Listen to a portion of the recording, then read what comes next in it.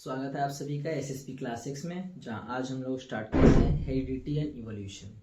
तो heredity and evolution जो है वो बायोलॉजी का एक बहुत ही इंपॉर्टेंट टॉपिक है जो आज हम लोग डिस्कस करने वाले हैं। लेकिन इसको डिस्कस करने के लिए है ना, इस चैप्टर को स्टार्ट करने से पहले कुछ बेसिक कॉन्सेप्ट्स आपको समझने पड़ेंगे जो मे बी आपने 9th क्लास में पढ़ रखा होगा या फिर उससे छोटे क्लासों में पढ़ रखा होगा या फिर आगे पढ़ेंगे लेकिन भूल चुके होंगे। तो सबसे पहले उन कॉन्सेप्ट्स को देख लेते हैं, उसके बाद ही हम लोग इस चैप्टर में कुछ भी बात करेंगे। अदरवाइज ये चैप्टर नहीं समझ में आएगा, फिर दिक्कत हो जाएगी। चलिए देखते हैं पहले कि बेसिक कॉन्सेप्ट में सबसे पहले क्या पढ़ना है हम लोग को।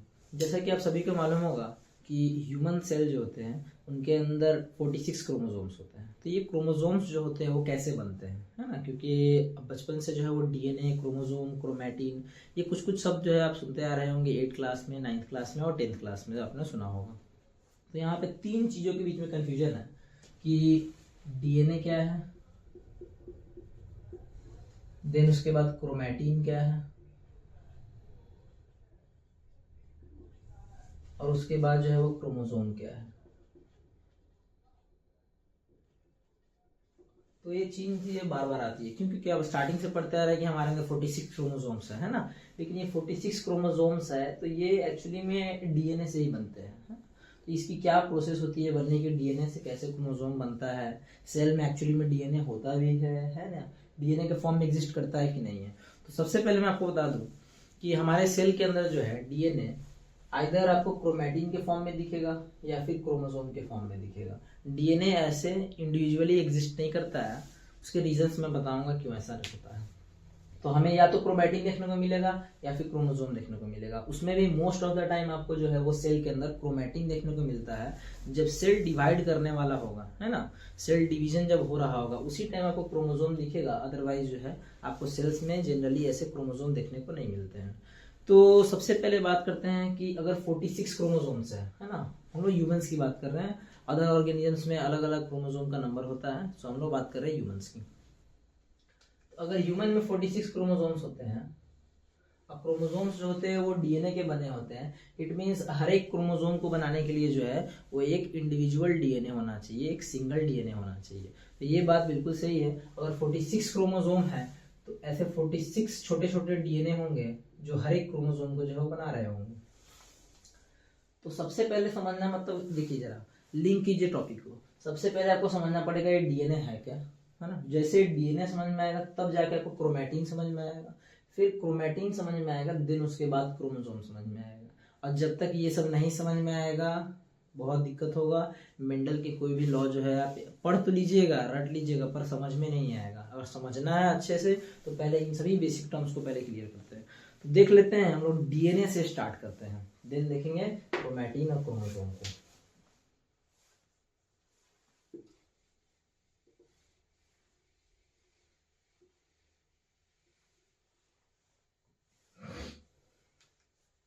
चलिए तो हम लोग डीएनए से स्टार्ट कर रहे हैं। तो डीएनए का जैसे फुल फॉर्म सभी को आपको पता होगा, डीऑक्सीराइबोस न्यूक्लिक एसिड होता है ना, deoxy ribose nucleic acid. Means ये एक एसिड ही होता है, इसलिए डीऑक्सीराइबोस न्यूक्लिक एसिड लिखा हुआ है। देखिए डीएनए के बाद से पहले भी अगर मैं बता दूं आपको कि सेल के अंदर जो होता है, ये एक जनरल अगर सेल का स्ट्रक्चर बनना है तो सेल के अंदर एक बीच में एक बड़ा सा ऑर्गेनेल पाया जाता है जिसे हम लोग न्यूक्लियस बोलते हैं। सारी चर्चा जो होती है वो डीएनए की, क्रोमैटिन की, है ना, ये सारी चीजें शुरू ही हुई थी जब न्यूक्लियस आपने पढ़ा था। पहली बार जब आपने 8th या 9th क्लास में जब सेल चैप्टर को पढ़ा होगा तो वहां पे न्यूक्लियस पढ़े थे, है ना, और न्यूक्लियस से कहानी शुरू हुई थी इन सभी चीजों की। तो ये सारा जो मेन जड़ है वो न्यूक्लियस से शुरू हुआ था कि न्यूक्लियस के अंदर जो होता है वो जेनेटिक मटेरियल होता है ना। ये जेनेटिक मटेरियल क्या होता है, ये जेनेटिक मटेरियल वो चीजें होती है ना, वो मॉलिक्यूल होता है जिसके ऊपर कोई भी इंफॉर्मेशन लिखा हुआ होता है कि आपके सेल के अंदर किन किन चीजों का सिंथेसिस करना है। आपके सेल के ना रेगुलेशन में बहुत वर्क करता है। ये कोई चीज सेल जो है ना करता है वो इसी के इंफॉर्मेशन के बेसिस पे करता है। तो बेसिकली जेनेटिक मटेरियल एक ऐसा मॉलिक्यूल है जो इंफॉर्मेशन को स्टोर करता है ना। तो जेनेटिक मटेरियल दो ही तरह के हो सकता है, आइदर वो डीएनए हो सकता है या फिर जेनेटिक मटेरियल आरएनए हो सकता है। अब बात करें कि डीएनए कहाँ होता है, आरएनए कहाँ होता है, तो देखिए प्राइमरी जेनेटिक मटेरियल जो हमारा होता है न्यूक्लियस के अंदर वो डीएनए ही होता है, पर ऐसा नहीं है कि हमारे अंदर आरएनए नहीं पाया जाता, हमारे अंदर डीएनए भी पाया जाता है और आरएनए भी पाया जाता है। दोनों के अलग अलग काम है, हम लोग समझेंगे बारी बारी से। तो सबसे पहले क्या समझना है कि सेल होता है, सेल का एक न्यूक्लियस होता है और न्यूक्लियस के अंदर पाया जाता है एक मटेरियल जिसके अंदर इंफॉर्मेशन लिखी हुई होती है, उसे हम लोग बोलते हैं जेनेटिक मटेरियल। ठीक है, उसी जेनेटिक मटेरियल का एक टाइप है डीएनए और एक टाइप है आरएनए, जहां पे अभी हम लोग डीएनए को पढ़ने जा रहे हैं, फिर बाद में हम लोग आरएनए को भी पढ़ेंगे। तो ये पढ़ने जा रहे हैं डीएनए। इस डीएनए का फुल फॉर्म लिख दिया मैंने यहाँ पे, डीऑक्सीराइबोस न्यूक्लिक एसिड। तो ये मैंने बेसिक आइडिया देकर डीएनए की चर्चा शुरू हुई है, जेनेटिक मटेरियल जो कि न्यूक्लियस के अंदर होता है। अभी जरूरी नहीं है कि न्यूक्लियस के अंदर ही जेनेटिक मटेरियल, आरएनए न्यूक्लियस के बाहर भी होता है ना, तो चीजों को ध्यान रखना है। अब देख लेते हैं कि डीएनए एक्चुअली में है क्या, है ना। तो लिख सकते हैं कि DNA is a long double helical, अभी मैं समझाऊंगा ये क्या लिख रहा हूं मैं, double helical molecule composed of nucleotides। मैं बताता हूं कि इसको मैंने ऐसे क्यों लिखा। तो क्या है, डीएनए एक लंबा, है ना, सबसे पहले दोस्त ये है कि लॉन्ग होता है ना, डबल हेलिकल होता है। इसका मीनिंग क्या होता है, डबल हेलिकल का मतलब क्या होता है। देखिए अपने वो चोटी बांधा हुआ देखा है, वो कैसे एक के ऊपर एक जैसा हेलिक्स बनाया हुआ होता है, मतलब इस तरह का कुछ स्ट्रक्चर जो होता है, इसको हम लोग हेलिकल बोलते हैं ना। ऐसे जो घुमा हुआ स्ट्रक्चर जो होता है उसको हम लोग हेलिकल बोलते हैं। तो डबल हेलिकल मतलब इसमें दो हेलिक्स मौजूद होंगे, ये एक हेलिक्स है, ये एक हेलिक्स हो गया और ये दूसरा वाला हेलिक्स हो गया, है ना, ये दूसरा हेलिक्स हो गया। और ये आपस में जो होते हैं ना ऐसे कॉइल्ड होते हैं, ऐसे ऐंठे हुए होते हैं, तो बेसिकली ये ऐसे दिखते हैं। इसलिए क्या लिखा हुआ है कि डीएनए एक लंबा सा, है ना, लॉन्ग है, लंबा सा डबल हेलिकल, इट मींस इसके अंदर दो हेलिक्स प्रेजेंट होते हैं। वैसा एक मॉलिक्यूल है जो कि बना होता है न्यूक्लियोटाइड्स का। तो सबसे पहले समझते हैं कि न्यूक्लियोटाइड्स का बना होता है। तो ये न्यूक्लियोटाइड क्या होता है, इसका मतलब ये साफ साफ समझ आइए कि डीएनए एक पॉलीमर है। डीएनए एक क्या है, पॉलीमर है। अब जिन बच्चों को ये मालूम नहीं कि पॉलीमर क्या होते हैं, उन्हें मैं थोड़ा समझा दूं कि पॉलीमर जो होता है वो कोई भी मॉलिक्यूल, कोई भी चीज, कोई भी कंपाउंड, कोई भी चीज अगर वो सेम चीजों से रिपीट होके बना है, सेम चीजों से रिपीट होके बना हुआ है, तो उससे हम लोग बोलते हैं पॉलीमर। हो सकता है वो डिफरेंट चीजों के रिपीटेशन से बना है, वो भी पॉलीमर होता है, बट वो हेट्रोपॉलीमर होता है। तो बेसिकली आप समझ सकते हैं कि पॉलीमर जो होता है वो ऐसा कुछ समझ सकते हैं कि मान लीजिए कि ये यहाँ पे कुछ चीजें हैं जो बार बार रिपीटेशन हो रही है, उस चीज की बार बार रिपीटेशन हो रही है, और इससे जो ये मॉलिक्यूल बन गया ना, इसे अब हम लोग पॉलीमर बोल रहे हैं। क्यों, क्योंकि ये सेम चीजों से बार बार जुड़ के बना हुआ है। फॉर एग्जाम्पल अगर ये प्रोटीन की हम लोग बात करें, तो यहाँ पे ये जो मैंने डॉट डॉट डॉट्स जो बनाया है, ये और कुछ नहीं, अमीनो एसिड्स है। ये अमीनो एसिड्स है, ये अमीनो एसिड्स है। क्योंकि क्या सबको मालूम है कि जो प्रोटीन होता है वो अमीनो एसिड का पॉलीमर होता है।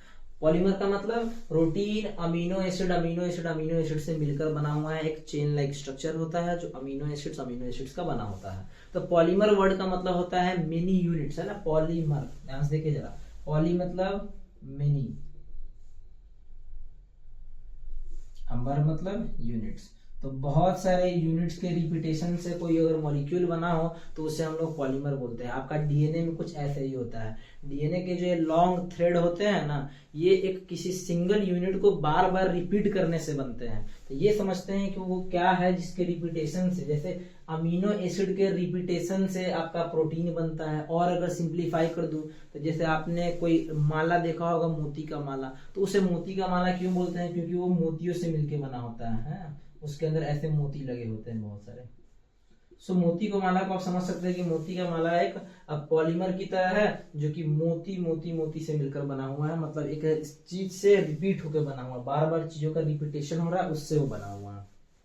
तो आपका डीएनए में कुछ ऐसा ही है। डीएनए में आपका रिपीटेशन से ही बना होता है, लेकिन डीएनए में जो रिपीटेशन हो रही होती है वो हो रही होती है न्यूक्लियोटाइड्स की, है ना। मतलब आपका जो डीएनए है, डीएनए के दो हेलिक्स होते हैं, दोनों हेलिक्स ये जो होते हैं वो सिमिलर होते हैं। किसी एक हेलिक्स को हम लोग समझेंगे और उससे दोनों समझ लेंगे।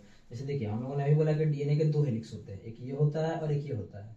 एक हेलिक्स को जो है ना, अब इसको अगर ऐसे आप देखें तो थोड़ा सा कॉम्प्लेक्स है, आप इन दोनों को ना सीधा कर लीजिए कि डीएनए के 2 हेलिक्स होते हैं। अब दोनों में से किसी भी एक की हम लोग स्टडी कर लेते हैं तो पूरा डीएनए समझ जाएंगे कि डीएनए किस चीज का बना होता है और कैसा दिखता है। इसको जब और फर्दर जो है ना माइक्रोस्कोप से या फिर समझिए कि बहुत फर्दर स्टडी किया गया, मैं इसको अगर जूम करूं तो एक्चुअली में डीएनए कैसा दिखेगा ना, ये मैं बोलने जा रहा हूं अभी कि डीएनए एक्चुअली में कैसा दिखेगा उसे हम लोग बनाएंगे अभी।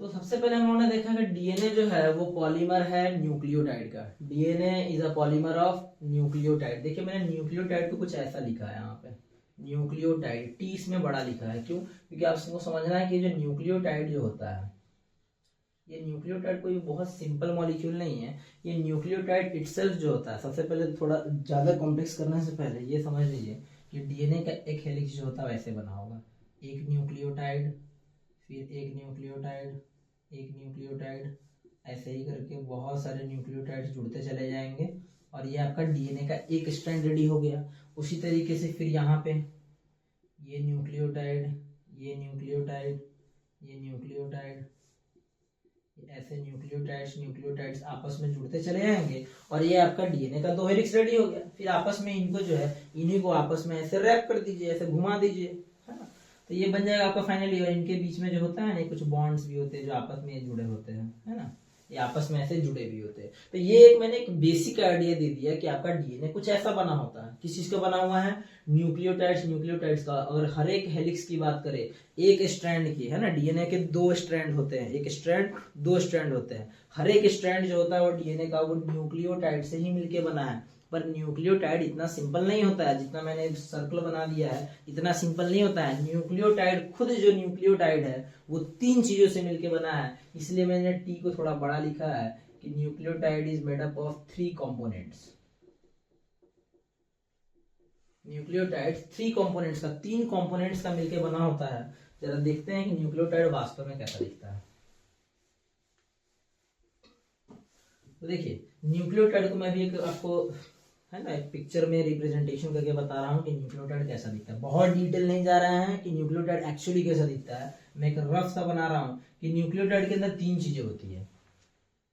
पहली चीज फॉस्फेट ग्रुप होता है।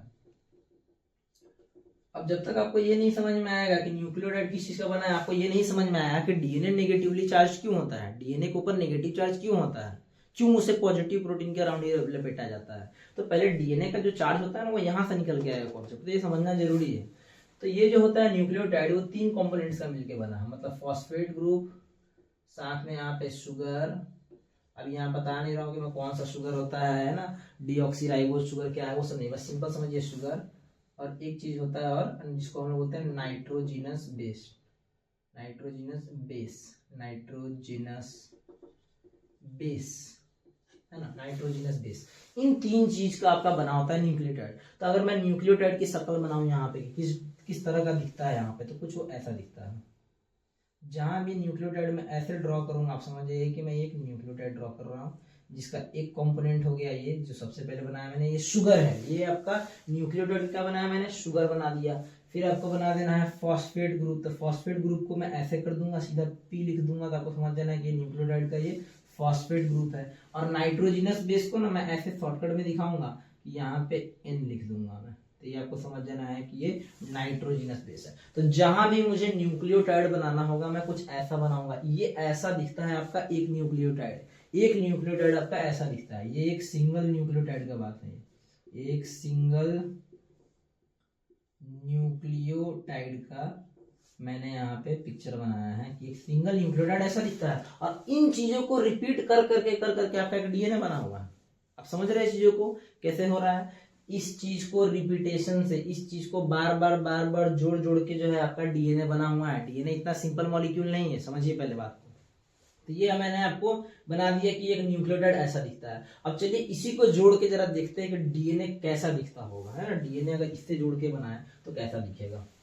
अब मैं इन चीजों को मिटा दे रहा हूँ, है ना, ये मैंने बता दिया आपको। इन चीजों को रफ करते, थोड़ा स्पेस चाहिए डायग्राम बनाने के लिए, तो इन चीजों को नोट डाउन कर लीजिए रोक के। चलिए इनको जरा मिटाते हैं। अब बढ़िया से डीएनए बना के देखते हैं, क्योंकि अब तक आपने जो है ना किताब में, चाहे आपने जो भी छोटे क्लास में पढ़ा होगा, तो बहुत सिंपल सा डीएनए पढ़ा होगा, क्योंकि उतना ही सिंपल पढ़ना होता है। पर समझिए हेरिडिटी एंड इवोल्यूशन में हमें काम है कुछ चीजों का, इसलिए मैं बता रहा हूँ डिटेल में, नहीं तो आप तो डीएनए ऐसे पढ़ लेते हैं, काम चल जाता है आपका। ये पढ़ा डीएनए, ऐसा ऐसा खींच दिया लाइन, काम बन गया कि ये डीएनए। किताब में, कार्टून में, सब जगह यही दिखता है, पर आज दिखता है कि एक्चुअली में डीएनए दिखता कैसा है, समझना जरूरी है ये। चलिए, तो डीएनए बनाने के लिए आपको क्या करना है, बार बार न्यूक्लियोटाइड को जोड़ना है। तो एक काम करते हैं, थोड़े से बहुत सारे न्यूक्लियोटाइड बना लेते हैं यहाँ पे 4-5।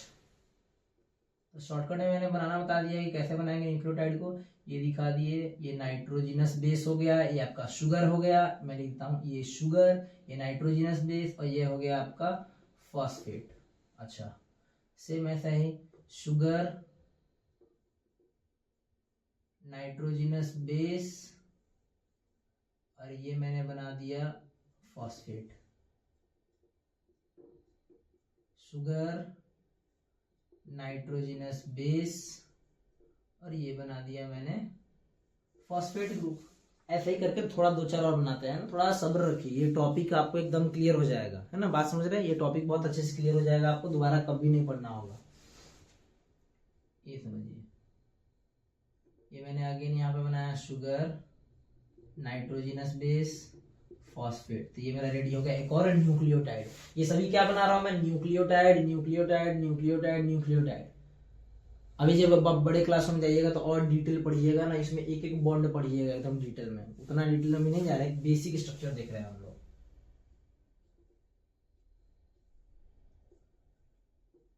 Nitrogenous base, phosphate. चलिए, इतना काफी है, हम लोगों ने यहाँ पे 5 बना लिया। अब देखिए, ये न्यूक्लियोटाइड्स को मैंने बोला कि जो डीएनए का जो हेलिक्स होता है, डीएनए का हेलिक्स मतलब डीएनए 2 धागों से मिलकर बना हुआ है, तो 2 धागों में से एक धागे को हम लोगों ने खोला और उसको पढ़ रहे हैं डिटेल में कि एक धागा जो होता है वो कैसा दिखता है एक्चुअली में। तो एक डीएनए के हम लोग को धागा को बनाना है, तो हम लोगों ने बोला कि जो डीएनए होता है वो न्यूक्लियोटाइड का ही पॉलीमर है, मतलब न्यूक्लियोटाइड से मिलकर बना है। तो चलिए इनको जोड़ते हैं आपस में। तो ये वाला जो न्यूक्लियोटाइड है वो इससे जुड़ेगा इस तरीके से, उसी तरीके से ये वाला इससे जुड़ेगा इस तरीके से, ये वाला भी जोड़ दीजिए इस तरीके से, इसको भी जोड़ दीजिए इस तरीके से। तो ये देखिए कैसे बड़े ही अच्छे तरीके से यहाँ पे न्यूक्लियोटाइड्स आपस में जुड़ चुके हैं। पर ये बात किया आप लोगों ने ना, डीएनए के 2 धागे होते हैं, उसमें से एक धागे की बात किया आपने। अब एक और धागा सेम ऐसा ही इधर होगा, है कि नहीं। तो चलिए इधर वाला भी जरा बना लेते हैं, लेकिन थोड़ा इधर वाले को इस तरफ पलट के बनाते हैं। ये आपका हो गया शुगर, ये हो गया आपका नाइट्रोजिनस बेस, और ये हो गया आपका फॉस्फेट। ये आपका हो गया शुगर, ये आपका नाइट्रोजिनस बेस, और ये हो गया आपका फॉस्फेट, है ना। इसी तरीके से हम लोग और बाकी के बना लेते हैं।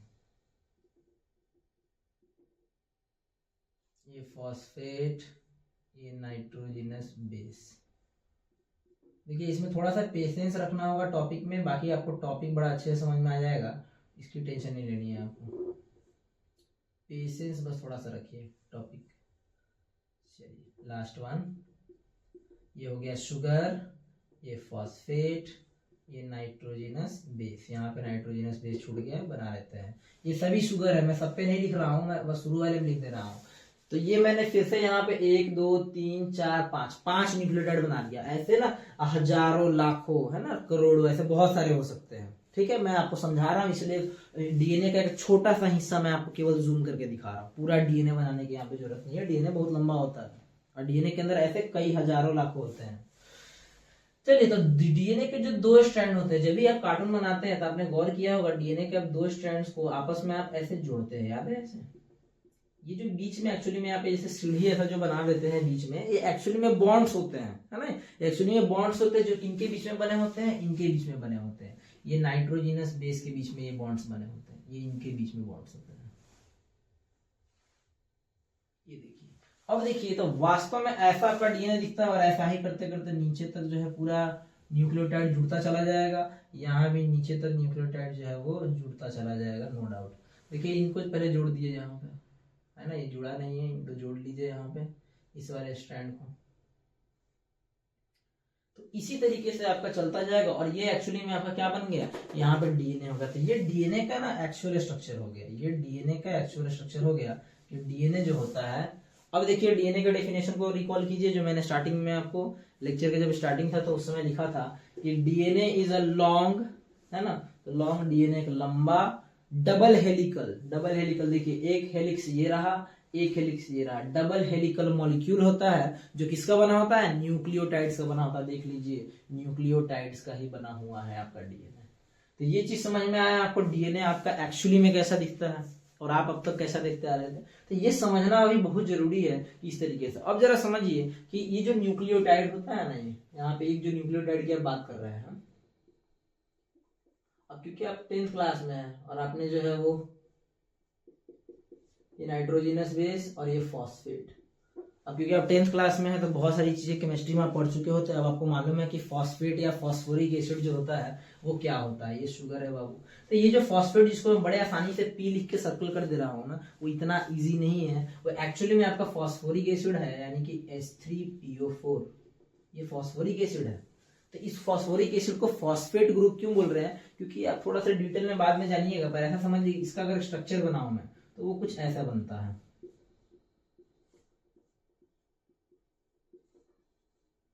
ये कुछ ऐसा दिखता है आपका, है ना। एक्चुअली में जो मॉलिक्यूल होता है फॉस्फोरिक एसिड वो कुछ ऐसा दिखता है। देखिए H3, एक H, 2H, 3H, 3H हो गया, P अकेला हो गया, O4, 1 O, 2 O, 3 4 O। तो H3PO4 का स्ट्रक्चर ये होता है। अब होता क्या है ना, क्योंकि आपका जो डीएनए है वो न्यूक्लियस में है और सेल्स में तो पानी ही पानी भरा हुआ है, तो ये हाइड्रोजन जो होते हैं ना वो निकल जाते हैं बाबू। ये हाइड्रोजन यहाँ से निकल जाते हैं, ये हाइड्रोजन यहाँ से निकल जाते हैं। और जब हाइड्रोजन लूज कर देंगे ना तो इनके ऊपर जो है ना माइनस का चार्ज आता है। इसलिए जो आपका फॉस्फेट ग्रुप होता है न्यूक्लियोटाइड के अंदर, जो फॉस्फेट ग्रुप है इसके ऊपर माइनस चार्ज होता है। इसी माइनस चार्ज की वजह से देखिए ना यहाँ माइनस माइनस माइनस, सबके ऊपर जब माइनस चार्ज होगा इट मींस आपके डीएनए के ऊपर कैसा चार्ज है, नेगेटिवली चार्ज है। तो हम लोग अगर मैं यहाँ पे स्टेटमेंट लिखूं कि हमारा जो डीएनए है वो नेगेटिवली चार्ज है, तो आपको डाउट नहीं होगा कि क्यों नेगेटिवली चार्ज होता है। तो डीएनए हमारा नेगेटिवली चार्ज है, ये हमें समझ में आया। क्योंकि जो नाइट्रोजिनस, ये जो न्यूक्लियोटाइड है, न्यूक्लियोटाइड के अंदर जो फॉस्फेट ग्रुप है वो नेगेटिवली चार्ज है, क्योंकि इसी चीज से तो मिलके बना है आपका पूरा डीएनए। तो ये अगर नेगेटिवली चार्ज है तो ये सब नेगेटिवली चार्ज होगा, तो आपका डीएनए भी क्या होगा, नेगेटिवली चार्ज होगा। अब आपने जो है वो पढ़ रखा होगा 9th में कि नेगेटिव और नेगेटिव जो होते हैं एक दूसरे को जो है वो रिपल्शन करते हैं। नेगेटिव नेगेटिव एक दूसरे को क्या करते हैं, रिपेल करते हैं। अब पॉजिटिव और नेगेटिव एक दूसरे को अट्रैक्ट करते हैं। तो अगर मान लीजिए कि इस डीएनए को, है ना, इस डीएनए को अगर मुझे, अब क्योंकि डीएनए की ना नीड क्यों पड़ी, डीएनए से क्रोमोसोम बनाए क्यों, है ना, सबसे बड़ा सवाल आता है डीएनए से क्रोमोसोम क्यों बना, चाहे डीएनए से क्रोमेटिन नाम का शब्द कहां से आया। तो अब आ जाते हैं जरा उस वाले बात पे। तो ये थोड़ा सा मेहनत करके उतार लेना है इस चीज को, है ना। अब इसके बाद मैं इसको मिटा रहा हूँ। तो यहाँ पर हमने डीएनए को क्लियर कर लिया कि डीएनए क्या होता है। अब मैं बार बार इतना कॉम्प्लेक्स स्ट्रक्चर नहीं बनाऊंगा, एक बार मैंने आपको समझाने के लिए बता दिया। अब मुझे ही बनाना होगा तो मैं डीएनए को ऐसे ही बनाऊंगा, है ना। मुझे भी डीएनए बनाना होगा तो मैं ऐसे ही दिखाऊंगा, पर आपको समझना है कि ये डीएनए वास्तव में जो है वो कैसे आया है, इस तरीके से आया है। तो मैं ऐसे ना बना के मैं ऐसे नीचे कंटिन्यू कर दूंगा कार्टून फॉर्म में, तो आप समझ जाइए कि एक्चुअली में डीएनए का स्ट्रक्चर कुछ और होगा। चलिए इसको मिटा लेते हैं जरा। अब समझते हैं कि आखिर बात क्या हुई, डीएनए से क्रोमोसोम बनने की बात हुई क्यों। तो अब आ जाता है कि नीड क्यों पड़ा हमें, है ना, डीएनए से क्रोमोसोम हमारे सेल के अंदर ऐसा क्यों बना, क्या दिक्कत आ गई, डीएनए से क्रोमोसोम बनने की क्या जरूरत पड़ गई। तो मैंने अभी जस्ट आपको बताया कि अगर मैं ह्यूमन सेल की बात करूं, है ना, एक ह्यूमन सेल की बात करूं मैं, तो ह्यूमन सेल में 46 क्रोमोसोम्स होते हैं। ह्यूमन सेल के अंदर 46 क्रोमोसोम्स होते हैं।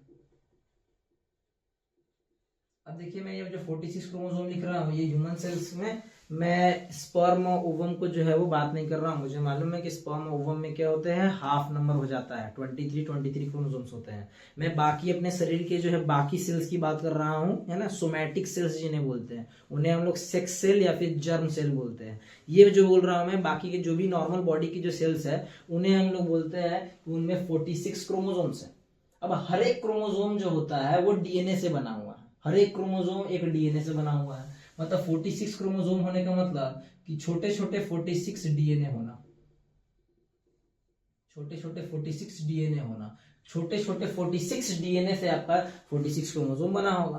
अब अगर आपको मैं एक्चुअल लेंथ बताऊं ना कि ये छोटे छोटे 46 जो डीएनए होते हैं, मतलब ऐसे ऐसे होंगे, है ना, ये आपको मान लीजिए कि ये एक डीएनए हो गया आपका, है ना, उसी तरीके से ये आपका एक डीएनए हो गया, इस वाले डीएनए से एक क्रोमोसोम बनेगा, इस वाले डीएनए से एक क्रोमोसोम बनेगा। ऐसा ही मैं अगर एक और बना दूं तो इस वाले डीएनए से एक क्रोमोसोम बनेगा। तो ऐसे ही करते करते ऐसे टोटल 46 डीएनए हो जाएंगे ना। अब इन 46 डीएनए की अगर लंबाई को अगर आप नापिएगा तो एक्चुअल लेंथ जो होता है वो 2 मीटर के आसपास हो जाता है।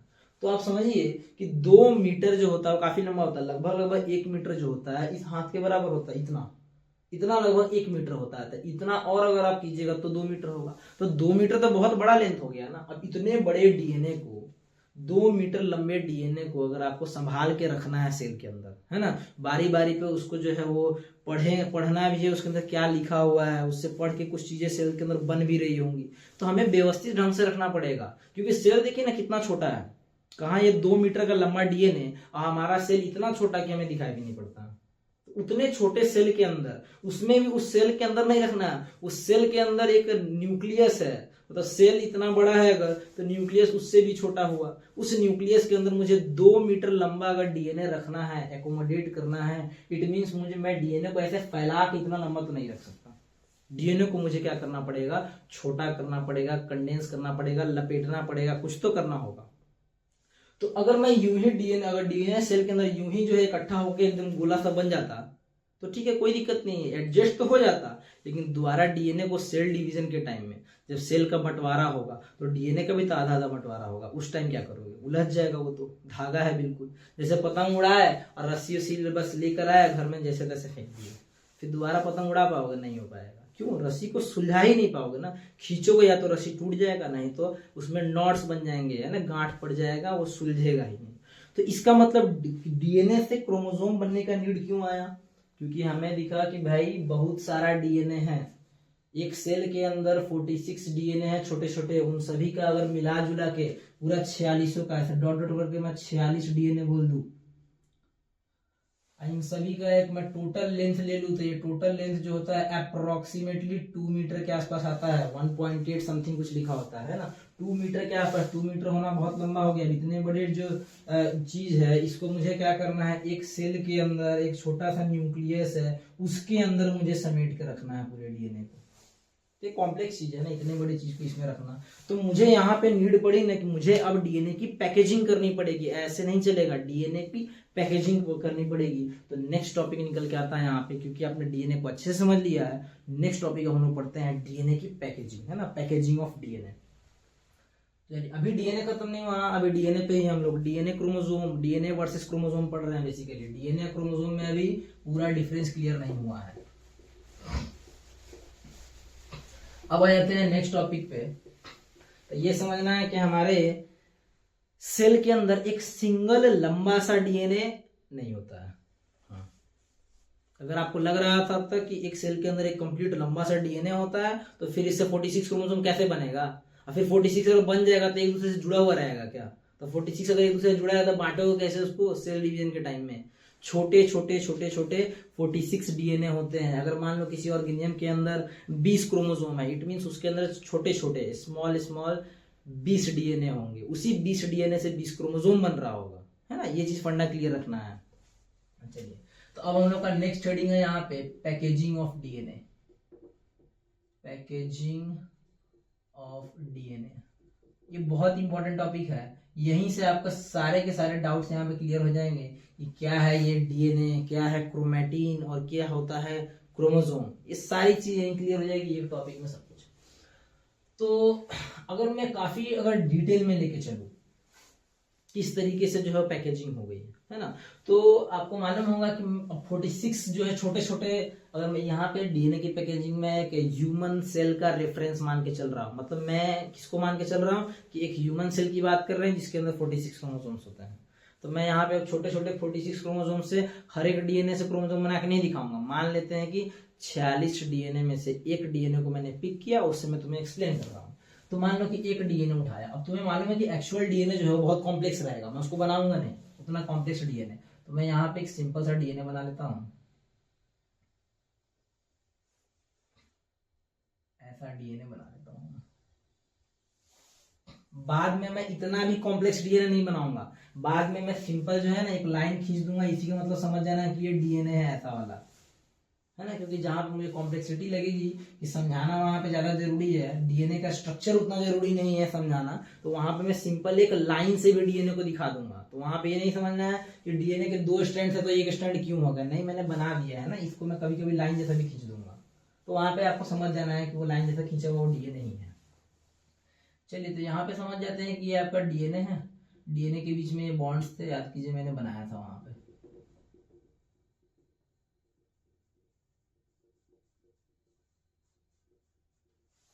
चलिए, तो ये मैंने बना दिया डीएनए। अब आपको मालूम है कि डीएनए पे कैसा चार्ज होगा, सभी जगह नेगेटिव चार्ज होगा। डीएनए कैसा चार्ज है, नेगेटिव चार्ज है। क्यों, ये मैंने इसका रीजन बता दिया कि डीएनए नेगेटिव चार्ज क्यों है, due to phosphate group, nucleotide का जो फॉस्फेट ग्रुप होता है उसके वजह से आपका डीएनए जो होता है वो नेगेटिवली चार्ज होता है। अब नेगेटिवली चार्ज चीज को पैक करना है, पैक क्यों करना है ये समझा दिया मैंने, पैक करना है अब हमें। और नेगेटिव चीज वाले नेगेटिव मॉलिक्यूल को अगर आप पैक करना चाहते हैं, मान लीजिए इसी पे अगर आप पैक करना चाहते हैं अगर डीएनए को, तो ये चीज आपका कौन सा चार्ज होना चाहिए, नेगेटिव चार्ज। अगर नेगेटिवली चार्ज होगा ये भी, तो नेगेटिव नेगेटिव पे लपेटने ही नहीं देगा, बाउंस कर जाएगा यहाँ पे, अट्रैक्ट नहीं करेगा, रिपेल करने लगेगा, दूसरे को धक्का लगाने लगेगा। तो ये मेक श्योर करना है कि आपका ये जो डीएनए जिस चीज पे रैप कर रहे हैं आप मतलब रैप जिस पे हो रहा है वो पक्का पॉजिटिवली चार्ज ही होगा। ये चीज समझ में आ रहा है, क्योंकि नेगेटिव चीज पॉजिटिव चीज पे ही अट्रैक्ट होकर लपटा पाएगा। ऐसे सोचोगे तुम नेगेटिवली चार्ज को नेगेटिवली चार्ज पर रैप कर ले, नहीं, मुश्किल है थोड़ा, वो नहीं हो पाएगा। तो यहाँ पे जो है ये डीएनए है आपका, कहीं लिख देता हूं मैं, ये डीएनए है, डीएनए नेगेटिवली चार्ज है। तो हमें जो लपेटना पड़ेगा जिस चीज पे वो और कुछ नहीं, प्रोटीन होता है जो कि पॉजिटिव चार्ज का प्रोटीन होता है, जिसका एक नाम भी होता है, हम लोग नाम अभी लिखेंगे यहाँ पे। तो मान लीजिए कि यहाँ पे ना एक प्रोटीन है। अब इस प्रोटीन का डिटेल स्ट्रक्चर तो आप बाद में पढ़िएगा बड़े क्लासों में, फिलहाल समझ लीजिए कि एक प्रोटीन है जिसका नाम होता है हिस्टोन। हिस्टोन प्रोटीन होता है। ऐसे में मान लीजिए 2-3 बना दे रहा हूं यहाँ पे, एक और हिस्टोन प्रोटीन बना दे रहा हूं यहाँ पे, मैंने बना दिया हिस्टोन प्रोटीन। अब ये हिस्टोन प्रोटीन की क्या खासियत है बाबू, ये हिस्टोन प्रोटीन जो होते हैं ये एक ऐसे प्रोटीन है ना जिनके ऊपर प्लस चार्ज होता है ना। अब ये नहीं जानना है प्लस चार्ज क्यों होता है, वो आगे चल के समझ में आएगा बड़े क्लासों में, पर समझना है कि ये हिस्टोन जो होता है वो पॉजिटिवली चार्ज होता है। अब पॉजिटिवली चार्ज चीज पे आप अपना डीएनए आसानी से लपेट सकते हैं उसके ऊपर, है ना। अब मैं इतना जो कॉम्प्लेक्स डीएनए है इसको मैं ऐसे पकड़ा और इसके ऊपर मैं ऐसे लपेट रहा हूँ, फिर इसके ऊपर लपेट रहा हूँ, फिर यहाँ आया, फिर इसके ऊपर लपेट रहा हूँ। तो इस चीज को मैं दिखाऊंगा ना, थोड़ा सा डायग्राम जो है वो कॉम्प्लेक्स हो जाएगा और बनाने में टाइम भी लगेगा। तो अब मैं क्या करता हूँ ना कि इस डीएनए को एक सिंगल धागे के बराबर मान लेता हूँ, और उस धागे को आपको लपेट के दिखाऊंगा यहाँ पे। तो डीएनए प्लस हिस्टोन, ध्यान से, डीएनए प्लस हिस्टोन प्रोटीन, इन दोनों ने मिलकर एक स्ट्रक्चर बनाया। डीएनए प्लस हिस्टोन प्रोटीन ने मिलकर एक स्ट्रक्चर बनाया जो कैसा दिखेगा, वो कुछ ऐसा दिखेगा कि मान लीजिए यहाँ पे हिस्टोन है, यहाँ पे हिस्टोन है, इधर हिस्टोन है, इधर हिस्टोन है, और ये आया आपका डीएनए, ये आपका डीएनए आया, इसके ऊपर ऐसे राउंड लगाया, फिर यहाँ आ गया, फिर इसके ऊपर ऐसे राउंड लगाया, फिर यहाँ आ गया, फिर इसके ऊपर राउंड लगाया, ये इधर आया, इसके ऊपर राउंड लगाया। मतलब हुआ क्या कि आपका ये डीएनए, देखिए डीएनए को मैं कॉम्प्लेक्स नहीं बना रहा हूँ, ऐसा क्यों नहीं कर रहा हूँ मैं, क्योंकि इतना कॉम्प्लेक्स डीएनए इस पर मैं कैसे लपेटूंगा बना के डायग्राम में, टफ हो जाएगा ना। आपको समझना है कि हाँ ये डबल स्टैंडर्ड ही होगा। मैं शुरू से काम करता हूँ, थोड़ा सा बना के दिखा देता हूँ, थोड़ा सा बना के दिखा देता हूँ, कहीं ऐसा ना हो डाउट निकल के आ जाए। ये एक्चुअली में अपना वही डीएनए है जो हम लोगों ने वहां पे पढ़ा था, पर क्योंकि अब वैसा बनाना संभव नहीं है, तो आप समझ जाइए कि एक्चुअली में डीएनए तो वो पहले वाला ही है, और अब थोड़ा सा डायग्राम को सिंपल बनाने के लिए मैंने एक धागे के जैसा ही लपेट दिया है। लपेटाया यही है, इसी चीज को पकड़ के यहाँ पे लपेटा, फिर दूसरे वाले हिस्टोन प्रोटीन पे लपेटा, फिर किसी और हिस्टोन प्रोटीन पे लपेटा, और ऐसा ही करते करते। तो अब आप सोचिए, अब आपके दिमाग में ख्याल आ रहा होगा कि एक ही हिस्टोन प्रोटीन पे सब क्यों नहीं लपेट दी, उतना बड़ा हिस्टोन नहीं होता है ना, उतना बड़ा हिस्टोन नहीं होता, उतने बड़े डीएनए को होल्ड नहीं कर पाएगा, तो बहुत सारे हिस्टोन प्रोटीन पे थोड़ा थोड़ा लपेटा जाता है। अच्छा, अब समझिए कि पहले ये इतना बड़ा होगा अगर, तो अब कुछ बहुत मान लीजिए 2-3 राउंड लपेटने के बाद ऑब्वियस सी बात है कि अगर वो इतना बड़ा होगा पहले डीएनए का लेंथ, तो वो कुछ तो छोटा हुआ होगा। मैं ये नहीं बोल रहा हूँ कि एकदम से इतने से इतना हो गया होगा, लेकिन पहले वाले लेंथ से तो छोटा हुआ होगा। तो चलिए यहाँ पे जो है एक्चुअल लेंथ जो पहले था डीएनए का, उससे थोड़ा सा छोटा तो ये हो गया। अब क्या होता है ना, ये जो आपको दिख रहा है ये चीज, ये ऐसे बहुत सारे यूनिट्स, अब ये भी आपस में ऐसे ऐसे कॉइल होने लगते हैं, ये भी आपस में ऐसे ऐसे कॉइल होने लगते हैं। मतलब इनकी कॉइलिंग कैसे होने लगती है जरा समझिएगा, ये कैसे कॉइल होने लगता है। अभी जो दिख रहे हैं ना, अब ऐसे बहुत सारे होंगे, मैंने तो बहुत थोड़ा सा बनाया है ना, 1 2 3 4 बनाया है, और ऐसे न जाने कई स्ट्रक्चर्स होते हैं। अच्छा समझिएगा, एक बड़ा इंपॉर्टेंट चीज है, यहाँ पे जो ये चीज दिख रहा है आपको,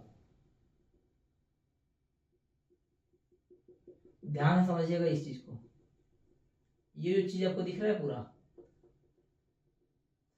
मतलब एक हिस्टोन प्रोटीन पे डीएनए लपेटा हुआ, तो हिस्टोन प्रोटीन प्लस डीएनए लपेटे हुए इस पूरे पार्ट को, ये जो इतना पार्ट आपको दिख रहा है ना, इसको न्यूक्लियोसोम बोला गया है ना, इसको जो है बायोलॉजी में न्यूक्लियोसोम बोला गया।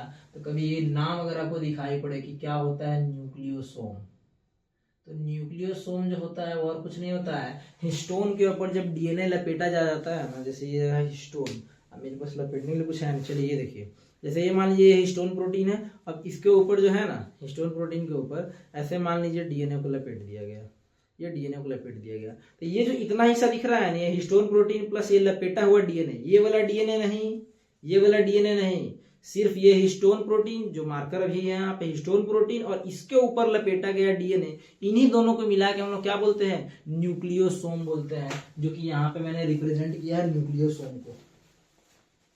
ठीक है, तो ये आपका न्यूक्लियोसोम हो गया। कि न्यूक्लियोसोम पूछे तो बता देना है कि ये न्यूक्लियोसोम है। अब देखिए, वैसे तो आपको ज्यादा डिटेल में जाना नहीं है, पर मैं आपको बता देता हूँ, जो हिस्टोन प्रोटीन होता है ना, इसके ऊपर ना पूरे के पूरे 2 राउंड भी नहीं लगाता है डीएनए, एक राउंड पूरा लगाता है और दूसरा राउंड भी पूरा नहीं लगाता है। एक राउंड पूरा लगाने के बाद दूसरा राउंड जो होता है वो 3/4 ही लगाता है। 3/4 मतलब पूरा का पूरा कंप्लीट राउंड भी नहीं लगाता है, मात्र इतना ही राउंड लगाता है हर एक न्यूक्लियोसोम पे। हर एक न्यूक्लियोसोम पे उतना राउंड लगाने का मतलब जरा समझिए, यहाँ से मैं शुरू किया अगर, तो ये एक राउंड पूरा हो गया, अब दूसरा राउंड पूरा भी नहीं लगाता है, बस यहीं से निकल के फिर दूसरे वाले पे आके फिर इस पे लपटाने लगता है। ये बात समझ में आ रहा है कि 2 राउंड भी नहीं होता है एक न्यूक्लियोसोम पे, 4 5 10 राउंड की तो बात छोड़िए, 2 राउंड भी पूरा पूरा इस पे लपेटाता नहीं है। इसलिए मैंने देखिए 2 राउंड पूरा पूरा नहीं घुमाया उसके ऊपर, एक राउंड घुमाया हूँ, दूसरा वाला थोड़ा घुमा के फिर लेके आ गया हूँ यहाँ पे। ये समझना जरा। अच्छा, तो ये न्यूक्लियोसोम। अब जो आपको ये दिख रहा है ना, जो पहले दिख रहा था ये डीएनए था, ये हिस्टोन था। अब डीएनए जो हिस्टोन है ना, वो डीएनए पे लपेटा जा चुका है, और इस चीज को जो है ना, इस चीज को जो यहाँ पे आपको दिखाई पड़ रहा है, इसी को बोला जाता है क्रोमैटिन का धागा, क्रोमैटिन थ्रेड बोला जाता है। तो ये वास्तव में जो स्ट्रक्चर आपको दिखाई पड़ा, ये इसको बोलते हैं हम लोग क्रोमैटिन, क्रोमैटिन थ्रेड, ये आपको बोला जाता है क्रोमैटिन का धागा। तो क्रोमैटिन का धागा क्या है, और कुछ नहीं है, आपका डीएनए जो है हिस्टोन पे, हिस्टोन नाम के प्रोटीन पे है ना, हिस्टोन नाम के प्रोटीन पे आपका डीएनए लपेटा जा चुका है, और ऐसे बहुत सारे जो है ना न्यूक्लियोसोम आपको बन चुके हैं, बहुत सारे न्यूक्लियोसोम बन चुके हैं। इसी चीज को जो है ना क्रोमैटिन बोला गया। अब ये क्यों बोला गया क्रोमैटिन? क्रोमा मतलब होता है कलर, क्रोमा मतलब होता है कलरफुल, और टीन का मतलब होता है धागा, टीन मतलब होता है थ्रेड।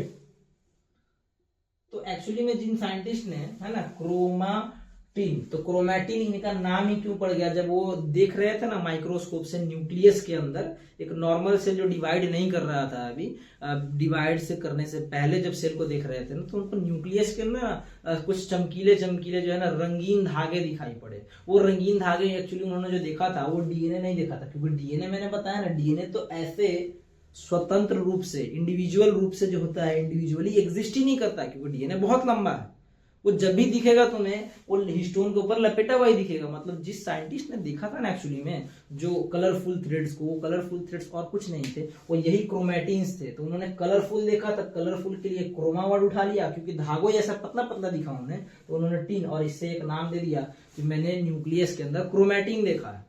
तो मोस्ट ऑफ द टाइम जो होता है ना सेल के अंदर ये क्रोमैटिन ही मौजूद होता है। अब बात करते हैं इस क्रोमैटिन से क्रोमोसोम आगे कैसे बनेगा। मैं लगातार देख रहा हूँ वहां पे ना कि लाल लाइट जल रहा है कि नहीं, रिकॉर्डिंग ऑन है कि नहीं। कई बार क्या होता है स्टोरेज फुल हो जाता है, मैं रिकॉर्डिंग करते रह जाता हूँ। अच्छा ठीक है। तो ये हम लोग बात कर लेते हैं यहाँ पे क्रोमैटिन थ्रेड की बात कर लिए। तो हमें दो चीज तो क्लियर हो गई। हम लोगों ने लेक्चर के स्टार्टिंग में 3 टॉपिक्स लेके चले थे, डीएनए, क्रोमैटिन और क्रोमोसोम। तो हमें डीएनए क्लियर हो चुका है बहुत डिटेल में, क्रोमैटिन समझ में आ गया कि यही डीएनए जब हिस्टोन पे लपेटा जाता है तो उसके बाद जो थ्रेड बनता है वो थोड़ा सा पहले वाले डीएनए से छोटा हो जाता है। इस चीज को, इस पूरे चीज को हम लोग बोलते हैं क्रोमैटिन थ्रेड, है ना, या फिर क्रोमैटिन फाइबर भी लिखा होता है। तो क्रोमैटिन थ्रेड जरूरी नहीं है, क्रोमैटिन फाइबर भी लिखा हो सकता है। क्रोमैटिन का फाइबर, फाइबर मतलब पतले पतले धागे को ही फाइबर बोला गया है। कहीं भी बायोलॉजी में फाइबर वर्ड दिख जाए ना, फाइबर वर्ड है ना, या फिर फिलामेंट वर्ड, तो मतलब पतला सा धागा जैसा समझिएगा। फाइबर का मतलब पतले पतले धागे जैसा, बाल जैसा दिखता है ना, बाल पतले पतले बाल, उसके जैसा। तो उसके लिए हम लोग क्रोमैटिन फाइबर भी बोल सकते हैं यहाँ पे। चलिए अब आ जाते हैं कि ये जो होता है ना, अब ये फर्दर और होता है। मतलब इस चीज को लीजिए पूरा, इस पूरे चीज को मैंने उठा लिया, मैंने पूरे क्रोमैटिन को उठा लिया। अब इस पूरे क्रोमैटिन को भी ना मैं ऐसे ऐसे लपेट रहा हूँ, ऐसे ऐसे एक के ऊपर एक के ऊपर एक के ऊपर एक ऐसे लपेटता चला जा रहा हूँ। तो ये चीज आपको कैसे समझ में आएगा, जरा डायग्राम बनाने की हम लोग कोशिश करते हैं, थोड़ा बहुत समझ में आ जाए आपको मैं बताना क्या चाह रहा हूँ।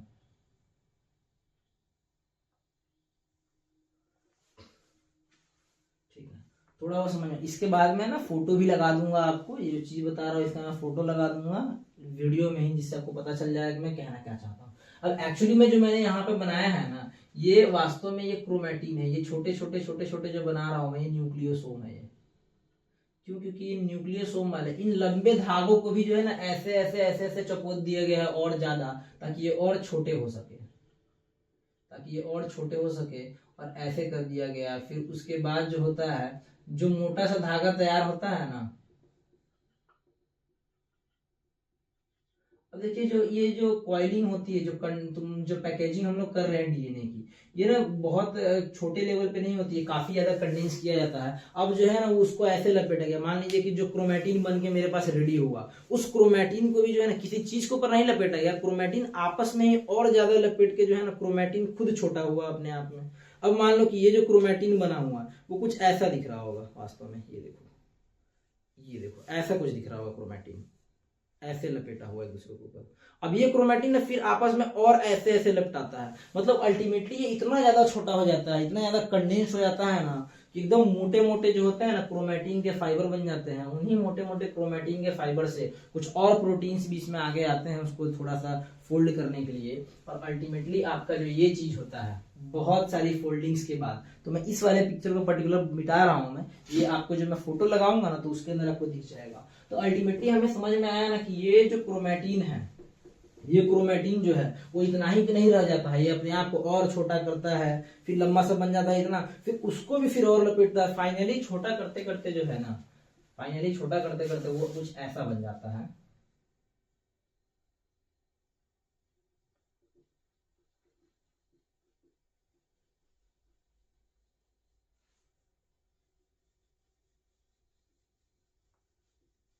इतना ज्यादा अपने आप को कंडेंस कर लेता है कि वो कुछ ऐसा बन जाता है। और इसी पर्टिकुलर चीज को आप लोग जो है वो क्रोमोसोम बोलते हैं। मतलब वो जो सुंदर सा क्रोमोसोम आपकी किताब में जो दिखता है ना, ये ऐसा, ये सुंदर सा, ऐसा कुछ सुंदर सा क्रोमोसोम होता ही नहीं है एक्चुअली में।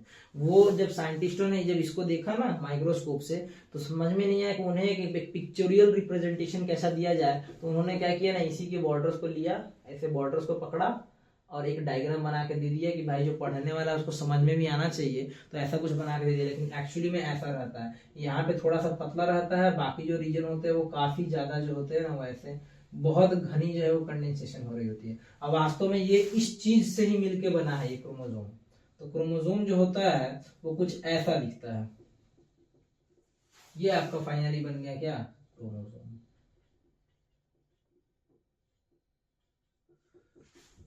तो क्रोमोसोम खुद को इतना ज्यादा पैक कर लेता है। देखिए डीएनए कुछ ऐसा था। अब देखिए इस वाले फिगर में समझ में नहीं आ रहा बोला कि इतना बड़ा डीएनए इतना ही बड़ा तो रह गया, नहीं मैं आपको समझाने के लिए बता रहा हूँ। एक्चुअली में ये इतना बड़ा डीएनए महज इतना रह गया होगा, शायद लास्ट में इतना रह गया होगा, इतना ज्यादा खुद को पैक कर लिया होगा, किसी इतना रह गया होगा। पर इतना छोटा छोटा मैं बनाऊंगा तो समझ में भी तो आना चाहिए कि हो क्या रहा है। तो आपको समझना है कि जितना भी बड़ा ये रहा होगा ना, अल्टीमेटली वो जाकर बहुत ज्यादा छोटा हो जाता होगा। इतना ज्यादा अपने आप को पैक कर लेता है ना कि एकदम से घना ऐसा कुछ दिखने लगता है और एकदम से सिकुड़ जाता है पूरा। और वो जो लास्ट वाला जो स्ट्रक्चर होता है, जो फाइनल जो कंडेंस्ड स्ट्रक्चर होता है ना, उससे हम लोग क्रोमोसोम नाम दिए हुए हैं। तो ये आपका जो है वो फाइनली क्रोमोसोम होता है। तो ये चीज आपको समझ में आ गया होगा कि डीएनए हिस्टोन के ऊपर लपेटा तो फिर क्रोमैटिन के फाइबर्स बने। ये क्रोमैटिन के फाइबर फर्दर जो है वो पैक हुए, फर्दर कंडेंस्ड हुए। मैं यहाँ पे लिख दूं क्या ये चीज, मैं डायग्राम में नहीं बना रहा हूं तो मैं यहाँ पे लिख देता हूं फर्दर कंडेंस्ड। कंडेंस्ड का मतलब और ज्यादा अपने आप को फोल्ड किए, और ज्यादा पैक किए खुद को, और फाइनली क्या बन गया यहाँ पे, क्रोमोसोम बन गया। अब दो तीन बहुत इंपॉर्टेंट बातें हैं जो इससे रिलेटेड आपको जाननी पड़ेगी, है ना, और इस क्रोमोसोम से रिलेटेड। क्योंकि ये जो मैंने क्रोमोसोम बनाया है ये एक्चुअल में ये क्रोमोसोम ऐसा नहीं दिखेगा। एक्चुअल में इस क्रोमोसोम की जो है ना यहाँ पे एक और ब्रांच होगी और यहाँ पे एक और ब्रांच होगी। पर आपको ऐसा क्यों नहीं बताया, क्योंकि अब तक आपने जो है वो सेल डिवीजन जो पढ़ा था 9th क्लास में, मुझे जहां तक लगता है कि आपको याद नहीं होगा सेल डिवीजन, है ना। जो आपने 9th क्लास में पढ़ा होगा तो आपको नहीं मालूम है कि सिस्टर क्रोमैटिड्स क्या होते हैं, कैसे जो डीएनए होता है वो सेल डिवीजन करने से पहले डीएनए अपना जो अमाउंट होता है वो डबल कर लेता है। मतलब ये जो डीएनए आपको दिख रहा है ऐसा, वो एक्चुअली में ऐसा रहता ही नहीं है, ये तो अपनी दुगनी हो जाता है मात्रा में। मतलब ऐसा कुछ हो जाता है अगर डीएनए ऐसा रहा होगा, डिवीजन से पहले अगर डीएनए कुछ ऐसा रहा होगा, लेट सपोज ऐसा, तो वो डिवीजन से पहले जो होता है वो कुछ ऐसा हो जाता है, अपना जो नंबर होता है वो इंक्रीज कर लेता है, कुछ ऐसा हो जाता है। तो लास्ट में जो फाइनल क्रोमोसोम बनता है ना डीएनए से, तो वो भी कुछ ऐसा बनता है, ना कि मैंने जो बनाया है वैसा बनता है। एक्चुअली में डीएनए क्रोमोसोम को ऐसे बनना था, पर इतना कॉम्प्लेक्स मैंने लेकर नहीं गया क्योंकि मुझे मालूम है कि आप जो है वो सेल डिवीजन जो है वो भूल चुके हैं। सो मैंने इस थोड़ा सा टॉपिक को सिंपल रखा ताकि आपको एक बेसिक आइडिया लग जाए कि हुआ क्या है यहाँ पे। डीएनए से क्रोमैटिन और क्रोमैटिन से जो है वो क्रोमोसोम बना है। तो अब समझ लेते हैं कि क्या दिखाई पड़ेगा जब सेल को हम लोग माइक्रोस्कोप के अंदर जब एग्जामिन करेंगे, देखेंगे, तो हमें क्या दिखाई पड़ेगा। इट वेरी सिंपल कि आपको जो दिखाई पड़ेगा वो दिखाई पड़ेगा क्रोमैटिन, अगर सेल डिवीजन नहीं हो रहा है तो। और अगर सेल डिवीजन हो रहा है तो आपको दिखाई पड़ेगा क्रोमोसोम। क्योंकि आप समझिए अगर सेल डिवीजन के टाइम क्या करना होता है ना, हमें हर चीज को इक्वली बांटना पड़ता है। और उसमें सबसे इंपॉर्टेंट हो जाता है कि जेनेटिक मटेरियल बांटेंगे। जेनेटिक मटेरियल नया जो सेल बन रहा है उसके पास कुछ रहेगा, है ना, इन्फॉर्मेशन, तब तो वो आगे फर्दर अपना जो है वो लाइफ जिएगा, या फिर जो सेल है वो खुद को ग्रो करेगा, कुछ भी करेगा, कोई भी फंक्शन परफॉर्म करने के लिए उसके पास जेनेटिक मटेरियल तो चाहिए ना। तो जेनेटिक मटेरियल को भी हमें हाफ करना है। अब इस पर्टिकुलर चीज को अगर डिवाइड करने जाए, इस पर्टिकुलर जो क्रोमैटिन के जो फाइबर्स है, तो ये फाइबर्स या तो आपस में उलझ जाएंगे, या फिर अगर जानबूझकर खींचने की कोशिश होगी अगर सेल डिवीजन टाइम, ये ब्रेक भी हो जाएगा, टूट जाएगा। तो हमें क्या होता है ना, एक बहुत ज्यादा ना स्ट्रॉन्ग, काफी ज्यादा कंडेंस्ड स्ट्रक्चर बनाना होता है ना, जिसे खींचा भी जाए ना तो ये ऐसे आराम से इजीली खींचा के चले जाए। धागो जैसा ना हो जो उलझ के फंस के टूट जाए और वो डीएनए डैमेज हो जाए, फिर वो सेल ही आगे प्रोमोट नहीं करेगा सेल डिवीजन के लिए। तो ये चीज जरूरी था। क्रोमोसोम क्यों जरूरी है, ताकि सेल डिवीजन के टाइम में कोई दिक्कत ना आए डीएनए को बांटने में। और क्रोमैटिन क्यों जरूरी है, क्योंकि डीएनए का लेंथ बहुत बड़ा है, उसे शॉर्ट करके न्यूक्लियस में रखना भी तो है, इसलिए क्रोमैटिन जरूरी है। अब देखिए दो तीन चीजें होती है जो मैं यहाँ पे एक्सप्लेन करते जाता हूँ, है ना। एक लास्ट टॉपिक में एक्सप्लेन कर देता हूँ। तो इस पर्टिकुलर चीज को उतार लीजिए, मुझे इसका काम है अभी, ठीक। अब जरा हमें समझना है, मैं अभी बार बार एक ही बात बोल रहा हूँ कि डीएनए के ऊपर कुछ इंफॉर्मेशन लिखा होता है। चलिए ठीक है, डीएनए के ऊपर इंफॉर्मेशन लिखा होता है, तो जब उस इंफॉर्मेशन को रीड किया जाएगा, है ना, तो क्या बनेगा। डीएनए के ऊपर इंफॉर्मेशन लिखा है तो कुछ तो काम होगा उस इंफॉर्मेशन का ना। तो डीएनए के ऊपर जो इंफॉर्मेशन लिखा गया है उसका काम होता है, जैसे लेट सपोज कि ये डीएनए है, डीएनए के ऊपर कुछ इंफॉर्मेशन लिखा हुआ, तो वो इंफॉर्मेशन इसलिए लिखा हुआ है ना ताकि डीएनए जो है, अब देखिए डीएनए जो होता है ना, DNA is just like boss, है ना, वो एक बॉस मॉलिक्यूल बोल सकते हैं आप उसको, सेल के अंदर एक बॉस मॉलिक्यूल बोल सकते हैं। वो खुद कुछ नहीं करता है, जैसे होता है ना स्कूल का प्रिंसिपल चाहे डायरेक्टर, वो ऑफिस में अपने बैठे होते हैं, अब बस ऑर्डर्स दे रहे होते हैं। उनके ऑर्डर्स को फर्दर जो होता है, अगर डायरेक्टर अगर उसका बॉस है तो डायरेक्टर फर्दर प्रिंसिपल को, प्रिंसिपल फर्दर टीचर को अनाउंस करेगा और टीचर जो होगा कोई भी एक्शन लेगा। खुद कोई एक्शन नहीं लेता। जस्ट वैसा ही जो है आपका डीएनए है। डीएनए खुद कुछ नहीं करता है। डीएनए को कोई भी काम करवाना होता है ना, तो डीएनए जो है ना अपना एक मैसेंजर यानी कि दूत है ना, जैसे होता है ना भगवान के दूत जो होते हैं वो हमें भगवानों की अच्छी अच्छी बातें हम तक पहुंचाते हैं। जो बड़े बड़े जो थिंकर्स हो गए है ना, जो योगी लोग हो गए, वो हमें क्या कर रहे हैं, भगवान के जो भी अच्छी अच्छी बातें वो हम तक पहुंचा रहे हैं, है ना। तो उसी तरीके से जो है ना इसकी अच्छी अच्छी बातें है ना, डीएनए की अच्छी अच्छी बातें, डीएनए पे लिखी हुई अच्छी अच्छी बातें हम तक कौन पहुंचाता है, ये पहुंचाता है आरएनए। मतलब डीएनए खुद नहीं आता है, डीएनए फॉर्म करता है आरएनए को, और आरएनए हमें आके कोई भी बात बताता है। आरएनए आके कोई भी बात बताने से मेरा मतलब है आरएनए आता है और आरएनए प्रोटीन बनाता है, और वो प्रोटीन जो होता है फाइनली कुछ बनता है। तो डीएनए जो होता है खुद नहीं आता, डीएनए आरएनए को भेजता है, और आरएनए आता है किसके पास, राइबोसोम के पास।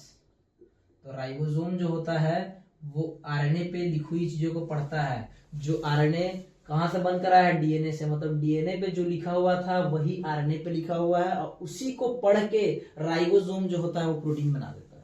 ये बिल्कुल वो वाली बात हो गई कि आपके पास जो है वो रेसिपी किसी चीज की लिखी हुई है, और रेसिपी पढ़ के आप जो है वो खाना बना रहे हैं घर पे, यूट्यूब पे देख के बनाते हैं ना खाना।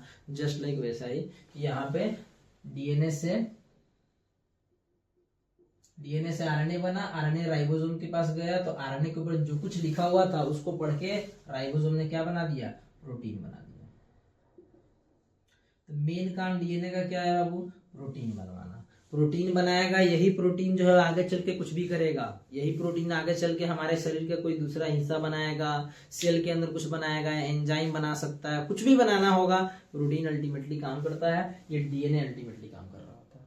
अच्छा, अब मैं बोला कि किसी पर्टिकुलर चीज को जो है ना आप पढ़ के कुछ बना रहे हैं।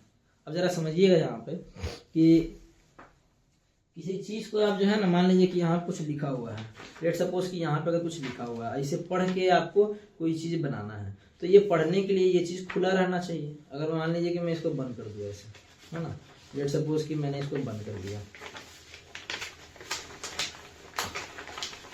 है ना। अब ये इसको बंद किया मैंने, और ये चीज मैंने किसी को दे दिया ऐसे, है ना। अब मैं बोलूँ कि अगर इसको तुम पढ़ के, है ना, इसको तुम पढ़ के कुछ बनाओ जिसके ऊपर लिखा हुआ है, वो मेन्यू मुझे बना के खिला दो, तो ऐसे पॉसिबल है ये? जब तक ये मेन्यू खोल के देखेगा नहीं कि इस पे लिखा क्या हुआ है। बस वैसा ही कुछ कहानी होता है कि ये जो डीएनए था पहले तो ये बड़ा मस्त खुला था, लेकिन ये डीएनए अब किसके ऊपर, हिस्टोन के ऊपर लपेटा जा चुका है। जो हिस्सा लपेटा जा चुका है उसको कैसे पढ़ा जा सकता है, उसको पहले खोलेंगे तब तो पढ़ेंगे। तो ये लपेट दिया गया है पूरा अच्छे से हिस्टोन के ऊपर। तो हिस्टोन के ऊपर जितना डीएनए का हिस्सा लपेटा जा चुका है उसको पढ़ा नहीं जा सकता है। जो नहीं लपेटा जा चुका है, जैसे ये वाला हिस्सा हो गया, इधर ये वाला हिस्सा हो गया, ये सारे हिस्से हो गए, इन्हीं को केवल पढ़ा जा सकता है। नहीं तो आपको पूरा खोलना पड़ेगा, लिखा हुआ इसके ऊपर, तब देखना होगा, फिर क्या बनाना है वो बनेगा, अदरवाइज नहीं बनेगा। तो मैं इतना बोलना चाहता हूँ कि यहाँ पे इस पूरे चीज में जब पहले डीएनए था तब तो सब कुछ पढ़ा जा सकता था, पर डीएनए तो होता ही नहीं है सेल में। आई मीन डीएनए इंडिपेंडेंटली रूप से तो नहीं होता है ना, डीएनए हिस्टोन के ऊपर लपेटा हुआ ही पाया जाएगा। जब दिखेगा हमें डीएनए, वो या तो हिस्टोन पे लपेटा हुआ, वो नहीं तो क्रोमोसोम पे। क्रोमोसोम पे तो पढ़ना और मुश्किल है। जब इस पे तुम नहीं पढ़ पा रहे हो तो क्रोमोसोम पे तो और मुश्किल है, वो तो और लपेट लपेट लपेट लपेट को और छोटा कर दिया गया है, मतलब इतना पिद्दू सा बना दिया गया है वो। तो क्रोमोसोम पे पढ़ पाना तो और मुश्किल है। क्रोमोसोम तो कुछ बनाता ही नहीं है, क्रोमोसोम तो कुछ रिलीज भी नहीं करता है। क्रोमोसोम से कुछ बनना हुआ तो उसको थोड़ा सा हिस्सा खोलना पड़ता है साइड से। तो कहने का मतलब है कि ये वाले जो हिस्से हैं, ये वाले जो डीएनए के हिस्से हैं ना, ये इनएक्टिव हो जाते हैं बालक, ये इनएक्टिव हो जाते हैं। और ये वाले जो हिस्से रहते हैं ये अभी भी एक्टिव है। एक्टिव और इनएक्टिव से मेरा मतलब क्या है, ये वाला अभी भी, ये वाला जो डीएनए है, ये वाला, ये डीएनए से आरएनए और आरएनए से प्रोटीन नहीं बना पाएगा। क्यों? क्योंकि वो बंद है ना, उसको खोलना पड़ेगा, वो बंद है, पढ़ नहीं पा रहा है इसके ऊपर क्या लिखा हुआ। इनएक्टिव रहता है ये वाला डीएनए। कौन सा? जो हिस्टोन के ऊपर लपेटा जा चुका है, ये पूरा डीएनए जो हिस्टोन के ऊपर लपेटा जा चुका है, ये इनएक्टिव रहेगा, इनएक्टिव मोड में रहेगा। लेकिन जैसे ही फिर यहां से डीएनए शुरू हुआ, यहां से यहां तक जो डीएनए है वो कैसा रहेगा, एक्टिव रहेगा। इसके ऊपर जो भी बातें लिखी हुई है इसको रीड करके अब प्रोटीन बनाया जा सकता है। वेरी इंटरेस्टिंग ना। तो इससे प्रोटीन आगे चल के नहीं बनेगा, लेकिन इससे चल के आगे क्या बन सकता है, प्रोटीन बन सकता है। समझ रहे हैं। तो क्रोमैटिन में भी दो तरह के क्रोमैटिन हो गए, ये पूरा क्रोमैटिन ही हुआ पर दो तरह के क्रोमैटिन हो गया ना, एक एक्टिव क्रोमैटिन हो गया और एक इनएक्टिव क्रोमैटिन हो गया।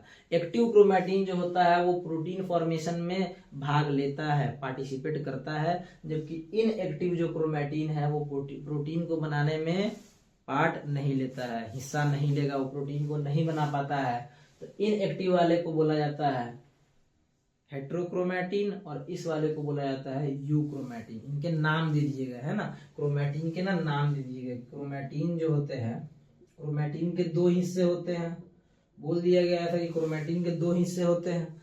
एक हिस्से को बोला गया हेट्रोक्रोमैटिन, हेट्रोक्रोमैटिन, और एक को बोल दिया गया यूक्रोमैटिन।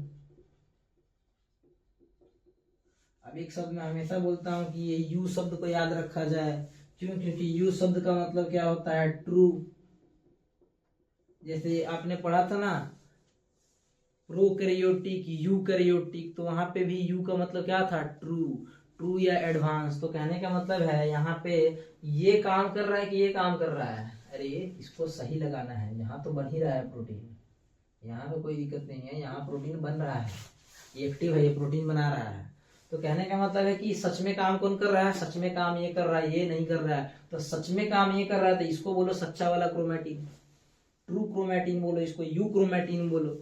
लेकिन ये जो है, ये क्रोमैटिन जो है ये पहले काम कर रहा था जब खुला था तो, लेकिन अब काम नहीं कर रहा है, वो इनएक्टिव हो चुका है, इसलिए उसका नाम क्या रख दिया, हेट्रोक्रोमैटिन। ये सच में काम कर रहा है तो सच्चा वाला क्रोमैटिन। तो ये मैंने क्रोमैटिन के तुम्हें जो है ना वो डिफरेंट टाइप्स बता दिए, क्रोमैटिन के जो हिस्से होते हैं वो बता दिए तुम्हें।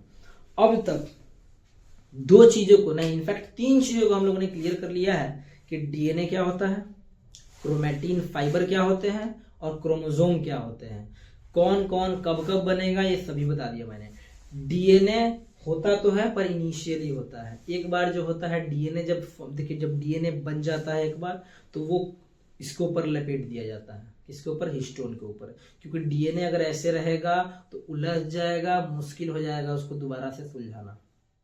सो डीएनए जिस समय बनता है नया नया, उसी टाइम बस वो डीएनए के फॉर्म में रहता है, अदरवाइज उसके जस्ट बाद डीएनए को पैक कर दिया जाता है हिस्टोन के ऊपर। मतलब तुम्हें जो दिखाई पड़ेगा लंबे समय, मतलब ज्यादातर तुम्हें जो सेल में जब तुम देखने जाओगे माइक्रोस्कोप से तो तुम्हें यही दिखाई पड़ेंगे भाई साहब, इनका नाम है क्रोमैटिन।